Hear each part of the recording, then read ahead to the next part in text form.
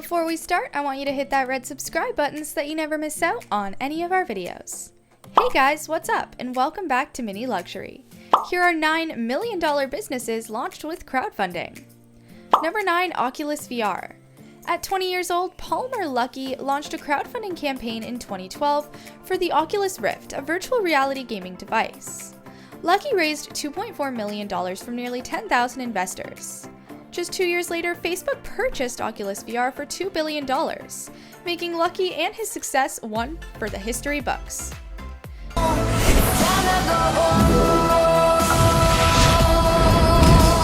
Number 8, Allbirds. Tim Brown and Joseph Zwillinger created a wool shoe marketed as the most convenient and comfortable footwear ever, according to the crowdfunding formula. The shoe had no logo, was unisex, and only came in one athletic style, yet the public said they approved. Nearly 1,000 people funded Allbirds with $119,196 in 2014, and it's valued at more than $1.4 billion today.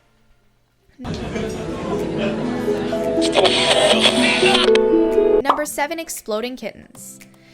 Elan Lee, Shane Small, and Matthew Inman got together in almost a joking manner, created a simple and fun game they could play on the weekends.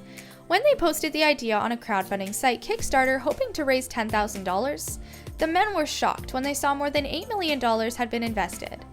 With nearly 5 million decks of cards printed, an app version of the game, and offers from toy companies and Hollywood studios, the trio continues to brainstorm and create new games for fans. That was just played, except Exploding Kitten and Diffuse. Number 6, Peak Design. Over and over, designer Peter Deering created a product, placed it on a crowdfunding site, and simply asked others for feedback. Each time, the San Francisco-based company offering messenger bags and other products would receive rave reviews and ultimately $7.1 million over 5 separate campaigns. Deering said he expects to double or even triple profit annually as sales and interests continues to grow, according to Forbes. The better. When the buyer receives it and verifies its condition, you get paid. Cha-ching! Number 5, Flow. The beehive apparatus making it easier to harvest honey without disturbing the bees' work was launched on Indiegogo and asked $70,000 to bring their dream to fruition. Surprisingly, the page went viral, and according to the U.S. Chamber, the bee company brought in $250,000 and broke the crowdfunding site's previous records. The Flow Hive eventually raised over $13 million. Number 4, Veronica Mars. Crowdfunding can be used for a variety of things, not just new inventions and products. Fans of the hit television show Veronica Mars launched a campaign to bring a movie to the big screen. They succeeded in raising more than $5 million, and in 2014, the popular movie grossed $3.4 million.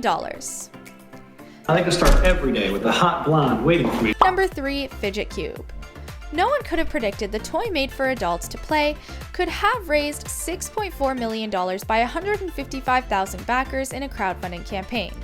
However, the product created by Matthew and Mark McLean of Antsy Labs became so popular, dozens of other companies began making variations for children with special needs, teens that want to do something when they're bored, and adults for stressful jobs. And these two here are plastic. This one here is kind of a glossy plastic. Now the thing is... Number 2, MVMT watches. Jake Kassan and Kramer LaPlante were looking to create a watch that had some of the same looks and features of the watches seen on the wrists of the ultra-rich, but for those with a college budget. The two college dropouts launched one Indiegogo campaign and a second, and a few years later, raising $300,000 from nearly 4,000 backers, and in 4 years' time, the young 20-somethings had a company worth more than $100 million.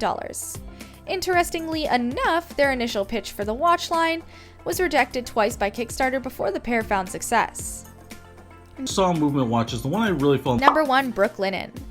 A couple on vacation and a chance encounter with some fancy hotel sheets led Rich and Vicky Faloup to investigate what makes bed sheets better or worse to sleep on, and according to them, created the perfect set. In 2013, the Faloups launched a crowdfunding campaign and raised $237,000 with just under 2,000 backers. Company's now worth over $48 million. Alright, so these sheets are made from 100% long staple cotton, and they feature a 273. This brings us to the end of our video. I hope you enjoyed it. Hit like if you did, and don't forget to subscribe to our channel so you don't miss out on any of our videos in the future. Also, watch the 2 videos that are on your screen, because I'm sure you'll love them. And with that, I'll see you in the next video.